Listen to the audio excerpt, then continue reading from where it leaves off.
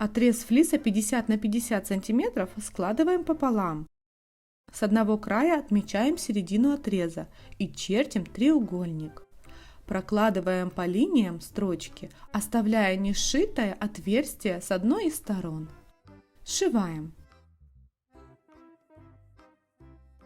По заранее подготовленным шаблонам вырезаем 4 детали ножек и 4 детали рукавиц. Также делаем 2 заготовки для ручек размером 8 на 16 см. Складываем пополам заготовки для ручек и скалываем. Сшиваем все заготовки.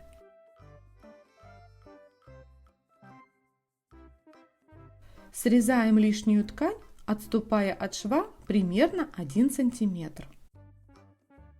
Сшитые вывернутые заготовки ножек крепим к основанию, как показано на видео. Основание заготовки крепим к нижней части. Основание – это круг радиусом 8 см. Делаем засечки по противоположным краям и крепим.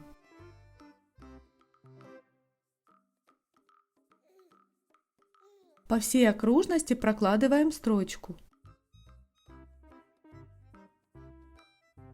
Выворачиваем заготовку через оставленное отверстие.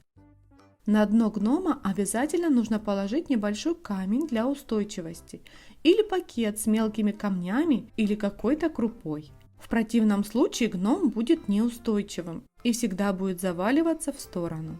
После этого набиваем каким-то наполнителем – синтепон, холофайбер, куски поролона или просто кусочки ткани. Что у вас есть под рукой? Отверстие зашиваем. Выворачиваем детали рукавиц и ручек. Наполняем детали наполнителем и склеиваем ручки с рукавичками. На рукавицах лучше сделать подворот, чтобы было видно, что рукавичка надета на руку. И приклеить руку немножечко внутри рукавички. После того, как ручки готовы, приступаем к детали носа.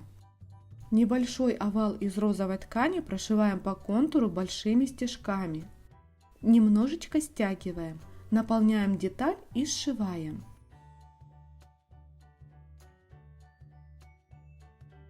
Делаем деталь колпачка.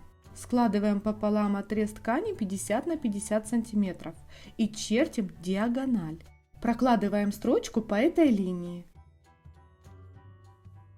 Клеим бороду из отреза шерсти с длинным ворсом.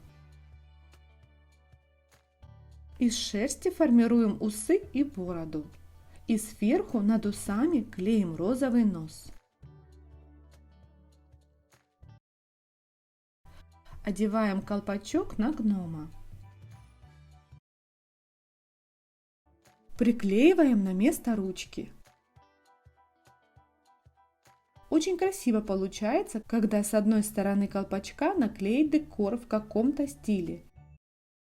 Вот такой получился гном. Это самый простой и устойчивый вариант пошива гномов.